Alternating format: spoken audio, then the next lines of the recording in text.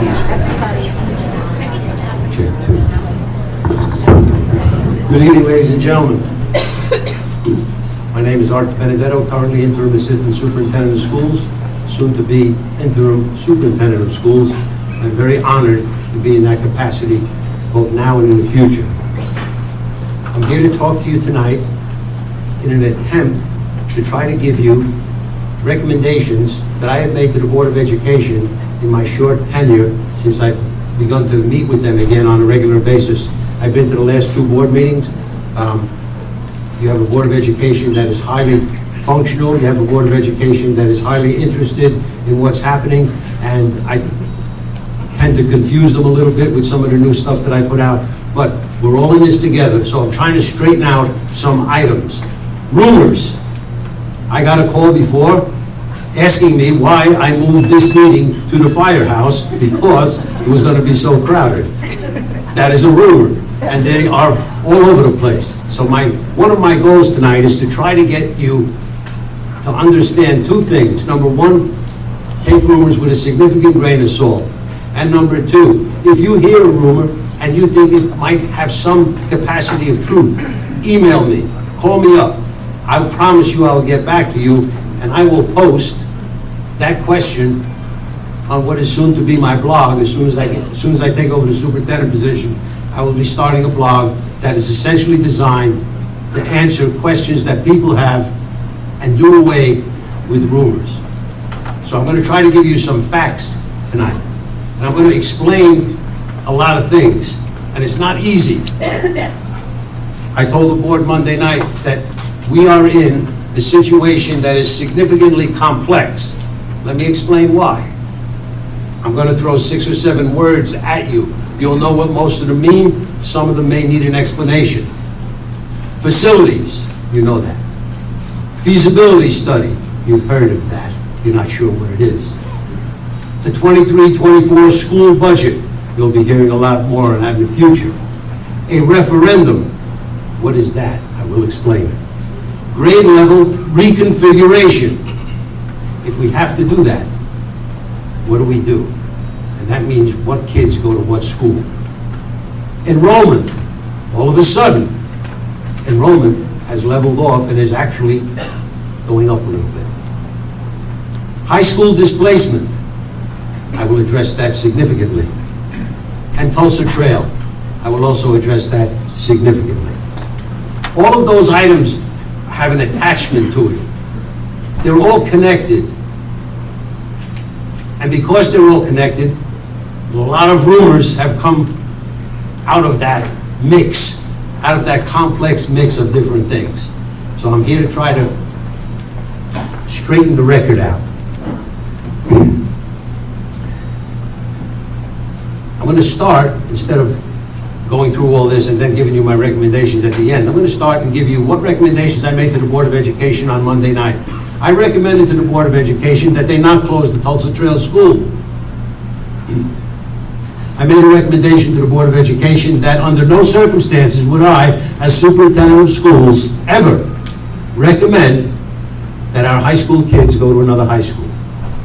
Those are the two major recommendations that I made. Now I'll give you the details on all that stuff, and you can judge. I know I have people in the audience who support those recommendations, and I know I have people in the audience who don't agree with them. I'm not trying to change anybody's mind. I'm trying to present what our challenges are and how we're going to meet them. The feasibility study. The Board of Education, under the direction of Dr. Picarillo, did its due diligence and asked for that a feasibility study be done, which would be a demographic study, which would be a study on reconfiguration, which would be a study on whether or not the district can hold all of its kids in 3 schools. When I say they did their due diligence, I mean they need this information before they make any decisions. Difficulty with the feasibility study is it takes a while. Dr. Richard Grip, a gentleman I've worked with in the past, is the demographer who does the demographic study. He's renowned across the country, but it takes time. What they do in the demographic study is carefully review live births over the last 5 years, and they therefore have an ability to project what the population of the school district may be in the next 5 years. Very scientific. Not the hardest thing in the world to do, but it's scientific. However, a demographic study often does not take into consideration transients. The idea that kids in Hapakong move in and move out. And transients is the major reason why in September, the first day of school, our enrollment actually went up from last year because we had more people moving in than we had births or moving out. That is exciting. We have had a gigantic enrollment drop over the years. And if this is a trend, that's important. But we won't know if it's a trend till next year. So one reason I suggested to the board that we don't close the Tulsa Trail School is because we're not sure where we stand with enrollment, and it would be embarrassing if we closed the school and 5 years later needed a new one because our enrollment went up. Is that bizarre to think about? No, it's not.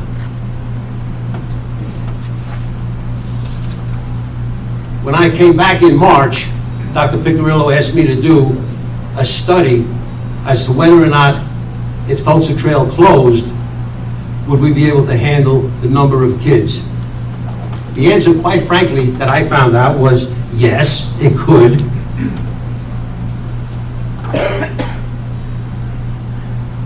If you look at the functional capacity of schools in the district, the 3 schools have enough seats to fit all of our children in. But another reason I recommended to the Board of Education that we not close Tulsa Trail School is because of a number of reasons. One has to do with the word I mentioned before, reconfiguration. If Tulsa closes, where do the other kids go? I spent time in front of this microphone 3.5 years ago telling people that we needed to send the 8th grade kids to the high school. I was amazed at how the community accepted that. I did that in another district, they almost hung me. I was amazed at how it went here. But I don't want to stand in front of this microphone and tell my parents and clients that I'm moving 7th grade to the high school. We have enough seats? Yes. Is it educationally feasible? It's a stretch. It's a stretch. And I don't want to put kids at risk on a stretch. So that was the second reason why I recommended that Tulsa Trail not be closed. If it closes, what do we do with it? Well, everybody here knows that Tulsa Trail needs a new roof. I expected some participation in the audience. Okay? The roof we have is functioning. Still a few leaks, but for the most part it's functioning. It's been deemed as safe, but it needs a new roof. If we abandon the building, what in the good Lord's name do we do with it? We can't really sell it, because nobody's going to buy it. It's not in a really good spot in terms of the zoning and stuff like that. So a third reason why I recommended to the Board of Education that we not close Tulsa is there's nothing we can do with it. Now, does that mean when the feasibility study comes back, and let's say they present a major operation of what we can do and can't do, does that mean in future years we will close Tulsa Trail? I can't give you that now. I can't let you know what'll happen in 2, 3, or 4 years until I see the feasibility study. But I am not inclined to close the school with the hope that we may need it in the future. And I know some of you think that I'm crazy for saying that. I've been through this before in other places. I've been blessed to have 25 years experience as a superintendent, and I learned a lot.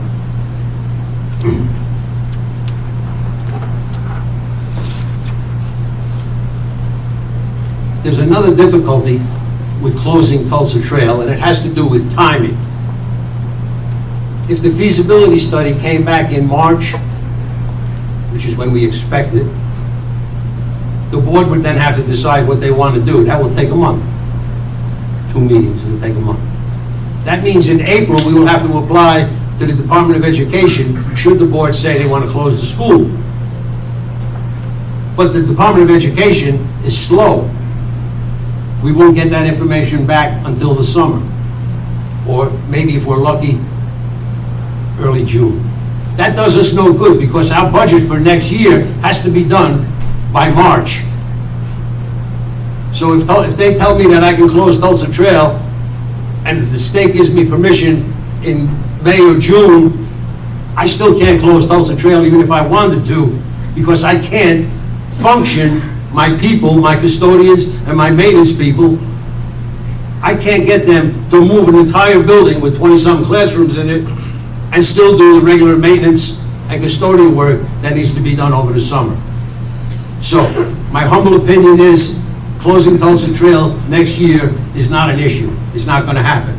Will it happen the year after? I can't answer that question with confidence now, but I am not inclined to recommend that until I see more information.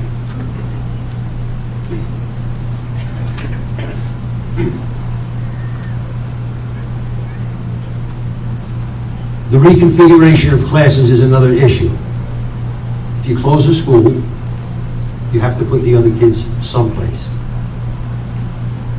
Durbin Avenue is a well-oiled machine running well.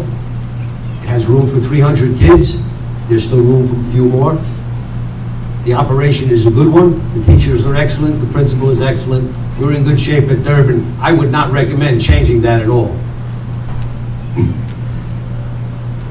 At the middle school, we have an unusual configuration of grades, 4, 5, 6, and 7. A reconfiguration of those grades would make it 2, 3, 4, 5, 6. Again, I don't want to stand up here and try to sell that to my clients because I don't really support it as being educationally sound. If we were in a gigantic emergency, which some people say we are, we might consider it, but it can't be a permanent solution. So I have hope. Hope is not a solution, but hope is a heck of a motivator for new ideas. And I have an excellent group of people working with me to my right and left. I have a business administrator, Mr.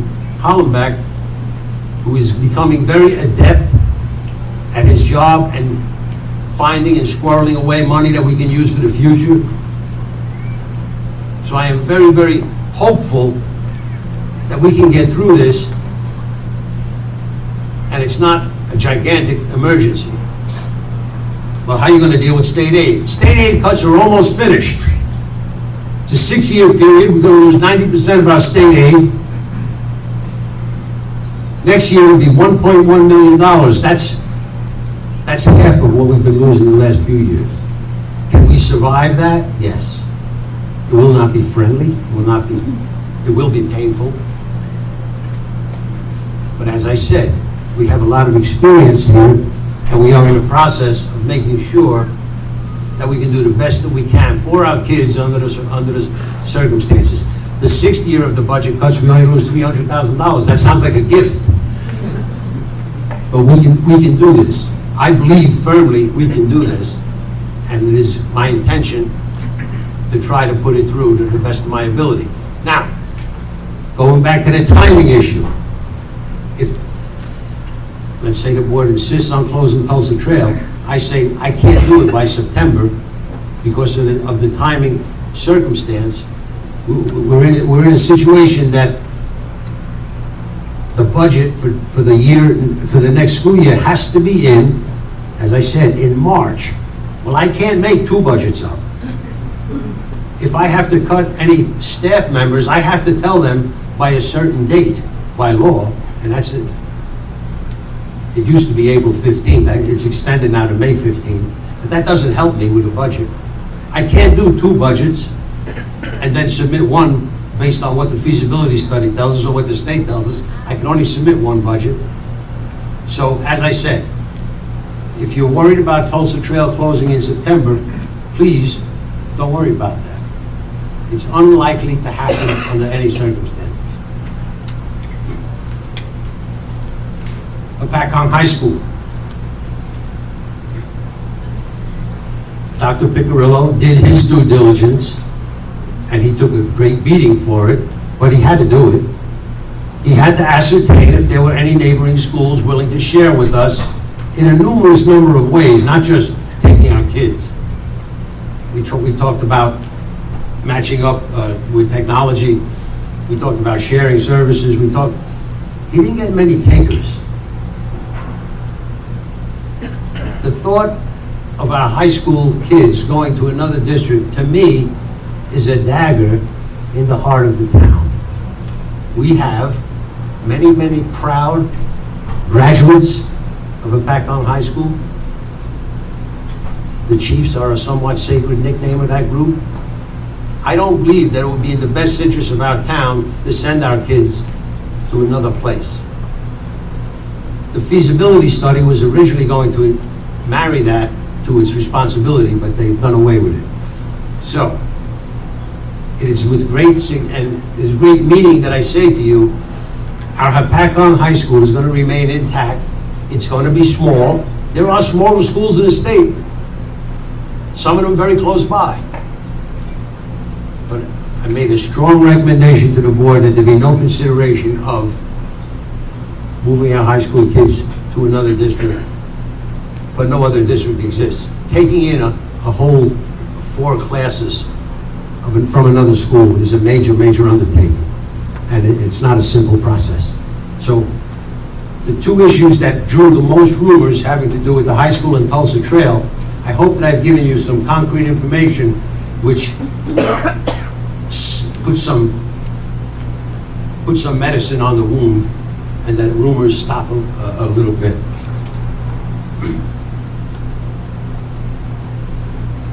Well, what are we going to do? Because A, we have a high school that needs a roof. It's a big school. What are we going to do about Tulsa Trail that needs a roof? And what are we going to do about our facilities that have been put aside by necessity of the fact that we lost so much on state aid, we had to prioritize things, and roofs didn't get a big priority. Replacing the roof at Tulsa Trail, approximately $1.5 million. Replacing the roofs at the high school, approximately $6 million. No way can we put that in a budget. As you know, we have a 2% cap on the budget. Unless you haven't used that 2% over the years, you get a little bit higher cap. So what do we do? And this is the word that I said before, which many of you may not have grasped what it means. And that has to do with the process of a referendum. A referendum is a rather simple undertaking. Superintendent, business administrator, the Board of Education put together question. 1 question, 2 questions, or 3 questions, it doesn't matter. And that question goes out to the voters of the town. And if enough people vote yes, the question is answered. If enough people vote no, if more people vote no, the question is not answered and we can't do it. So what does the referendum mean? So let's just say that the board needed $8 million to fix the roofs and some other things. One of the beauties of a referendum of it passing is that the state will take on a significant portion of the cost of the project. So an $8 million project could be funded up to 40% by the state of New Jersey, therefore reducing the $8 million minus 40%.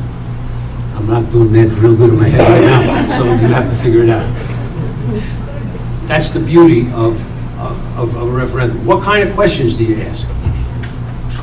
Question number 1, the board would like to borrow $7.5 million or bond $7.5 million to fix the roofs at Tulsa Trail and the high school. And this is just, I'm just making this up right now, because, and I'll explain why in a minute. Let's say that was the question. People vote yes or no. Is it easy to pass a referendum? Heck no. About 20% of our population have kids in schools. 80% don't. Understandably, people, especially old ones like me, do not like to have their taxes increased. It is a challenge to pass a referendum.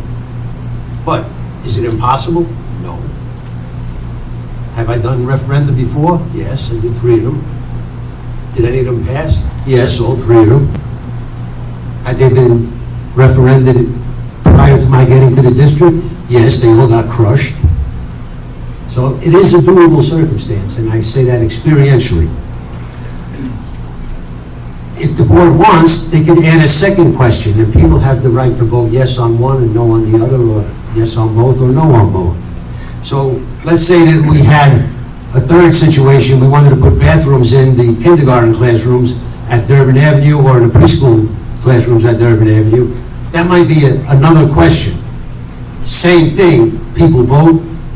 The outcome of the vote says whether or not the next day I can go to the bonding attorney, and if it passes for $8 million, I get a check for $8 million deposited in the bank, and we start a project. That's what a referendum is. It's a way in which a district can facilitate its need for capital projects. We haven't had a referendum here in many, many, many years. Okay? What happens is, if we borrow, again, any number that's $7 million from the bank, it can be paid back over a 10, 15, or 20-year period. The district has debt service. It gets debt service aid every year towards that expense. So in the long run, your facilities project probably is going to cost you about 50% of what it's worth. The rest is done through the state.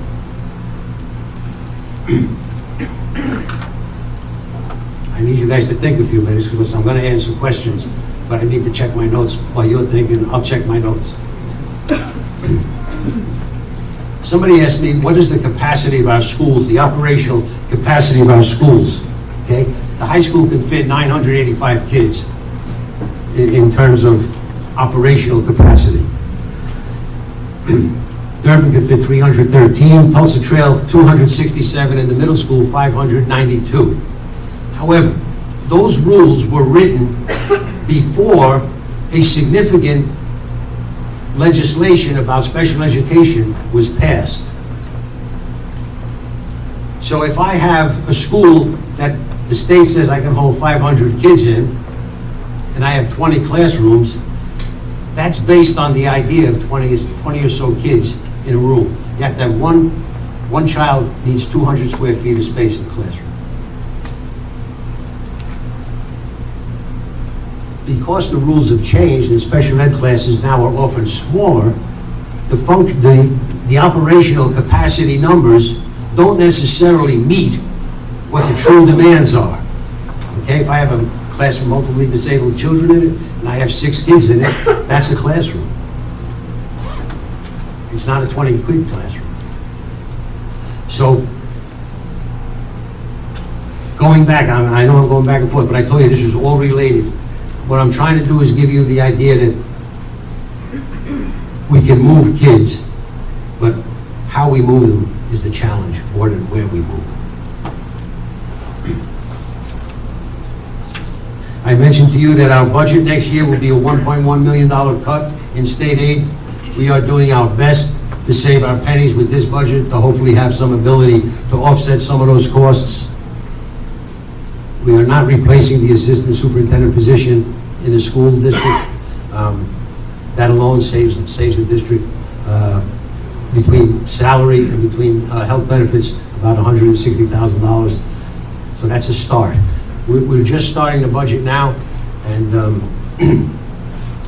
it'll be a challenge, but we will get through this. As I said, we're on the downturn of the state aid cuts. I have been all over the place, and the reason I have been all over the place is because all of this stuff is connected. Anybody have questions? It would be greatly appreciated if you can use your intelligence to give me strong questions. If I don't get the answer, I promise you you'll get the answer after it's research. A, did I make any sense tonight? B, did I cement the idea in your heads that this is a significantly complex issue? C, Are you curious? Do you have questions, or should we all go home? Yes, you need to speak up because I'm partially deaf.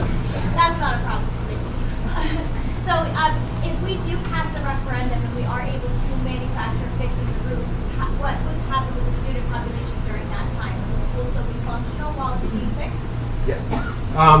The question is the school functional if a referendum passes and we're going to put new roofs on? Roof work is usually done in the summertime, so the answer would be yes. We might have to move some summer programs, but there's a whole nother catch to this. I used Tulsa Trail and the high school roof for the referendum. If the board puts Tulsa in the referendum, it can't sell it. You can't sell a school that has had state funds put to it to be fixed up. But that's a whole nother thing. That's why I said before, when I used those two schools as a combination, I needed to explain that later on. And I actually remember. Did I answer your question?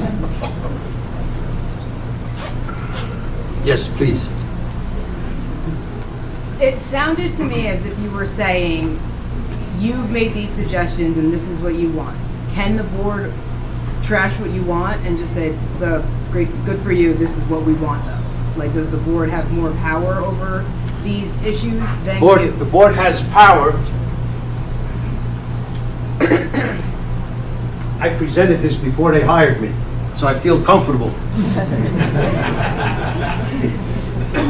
And there are 9 members on the Board of Education, and I love them all, but I only need 5 votes. And that sounds like I'm trying to be dismissive of them. I'm not. I'm half kidding, but I'm half serious. Okay? So, will the board go with my suggestions? I believe I got good feedback from them. I don't believe it's any way possible that we can close Tulsa Trail next year, even if the feasibility study came through and then boom, the state came through. I just don't see it as a possibility. Does that mean it won't happen in a year from then? I don't know. I don't make no promise. But I don't see how it's physically possible to do that next year. But if they want to, they can. Not if they don't get my recommendation. Okay. Yes, sir. What is this formula the state uses to come up with the cuts? And how can we avoid getting the cuts? Is there anything that we can do to promote us to get more state aid? The question is, what is the formula the state uses for state aid? And what could we do to prevent it?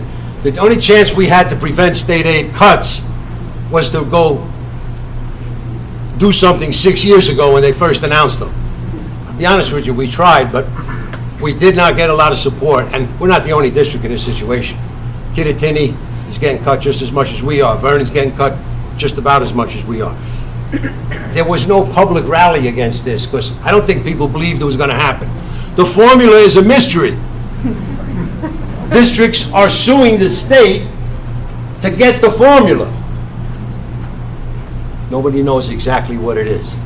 The state aid cuts. I understand our district lost 45% of its kids. I understand a 45% cut in state aid.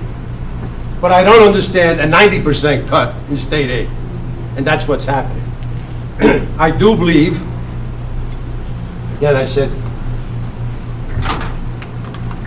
hope is not a solution, but it's a motivator. I do believe that we made enough noise that the state is reconsidering certain things. So in the middle of this school year, we got an application for stabilization aid. What the heck is that? Stabilization aid is mainly for districts that got kicked in the butt like we did with state aid cuts. We don't know if we're going to get it. We applied for it. Joe and Jeff did an excellent job of making the application. They've updated it when the state got back to us. The state has, I believe the state had about $35 million put aside for this, and they got $85 million worth of applications. So I'm guessing we might get some partial stuff. But we did a good job on the application. They did, not me. And I believe we'll get some money. I believe the state is understanding what they're doing to school districts like us. And I believe that the stabilization aid will become something that makes up for part of that $1.1 million next year. And as I said, in the future, we're pretty much done. Nobody knows the formula, sir.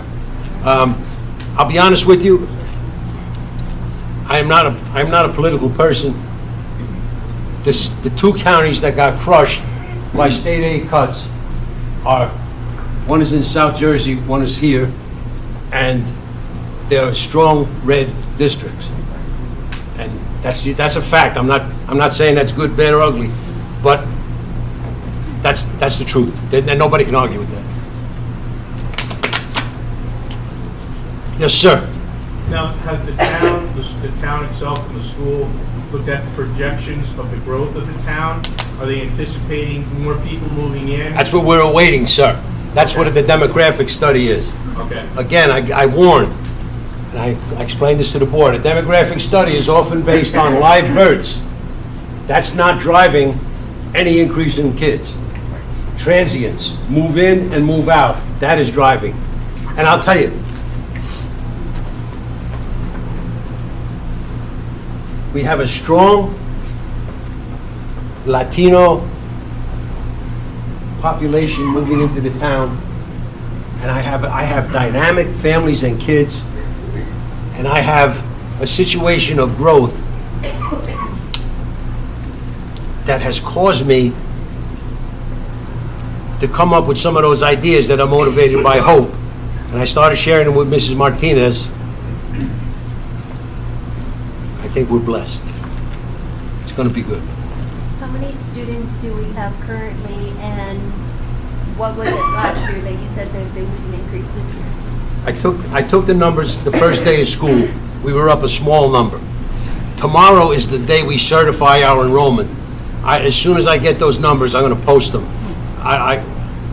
We submitted, it's called the application for state school aid. It was submitted.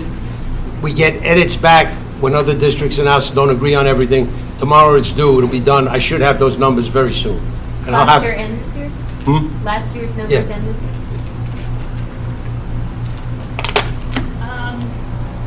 Let's say hypothetically the referendum is rejected. Right. And we do not get stabilization aid. Right. We still have two critical buildings in our district that need very expensive roofs. Right. What is our backup plan? There is no backup plan in terms of something that'll solve everything, because it's impossible unless somebody gives us $8 million. However, the plan would be to piecemeal things as much as we can, and fix the most dangerous parts first, or the most unstable parts first, and work on that. Okay, fair enough. So what we're trying to do is, the district has the ability to save money in it, like a savings account. One is called capital reserve, one is called maintenance reserve, and we're trying to build up the capital reserve so that we can at least mend what we have to mend. But that's what we've been doing for years, and that's why it caught up to us. Good question.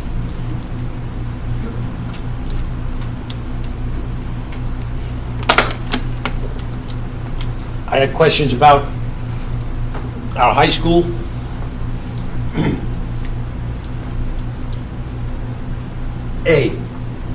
I can make no cuts of core teachers at the high school level. So what we have now will continue. Somebody asked me whether or not we have enough room for non-core subjects, electives, and things like that. I believe, honestly, if you look at our schedule now, you would be surprised at the number of electives that exist with the staff members that we have.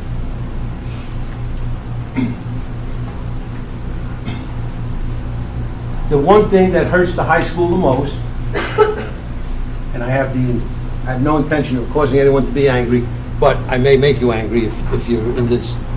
The one thing that kills us has to do with choice schools. The idea that some of our best students are abandoning the town and the local high school and going to other schools. And I have no trouble with kids going to tech. I have no trouble with kids going to parochial school. I have a hell of a lot of trouble with kids going to another public school. Choice, I'm going to give you a quick history of choice. Choice was supposed to be an idea that allowed competition to develop between schools. There was supposed to be one high school in each county that was a choice school, and the other schools were supposed to improve themselves so as to compete. Well, there are at least 4 high schools in the Sussex County that are choice schools right now. And if you wanted to apply to become a choice school, they say, no, you can't do it. So we could improve 1,000%. It meant nothing because the other school has the choice position and we do not. Do you need any specific requirements to become a choice school? The answer is no. I had a 200 student K-8 school in Hunterdon County, and I got choice status just by applying for it. You don't have to have something special. So I get very upset whenever I talk about this, in case you didn't tell. It's a gigantic, I won't say the word I want to say. It starts with cluster. It makes me, it's maddening. Yesterday, I'll give you an example. Yesterday, we get a bill from the tech school for half-day tuition. We investigated. A choice kid going to another school from Habakong decided that they wanted to go to tech for a half day. I have no trouble with that. That's magnificent. Who gets billed? The other school or Habakong? We do. We do. Is that fair? I lost it. I sent a gigantic note to the state. As I told another group I was meeting with, last time I was there about choice, they called security. It's just not a fair circumstance. And we are trapped. We are trapped in this. Will you open up choice schools again so that the competing schools can compete? The answer is no. It's totally unfair.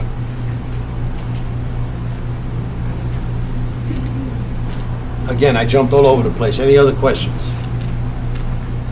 Yes, sir. I think one of the biggest Speak up, please. One of the biggest problems that we've had in this district is the change at your position. What is the projections of you staying here, or when will they start looking for someone to replace you? And if that person replaces you, are they going to have the same foresight and goals that you have? Because we could go in one direction for 2 years and then have somebody else come in. So I'm just throwing it out there, that's all. That's actually a good question. I have about 1.5 years to dedicate to the district in retirement as an interim. If I like it, I will do what I've done 2 other times. That's come out of retirement. But I can't say I would do that now. I'm an old man.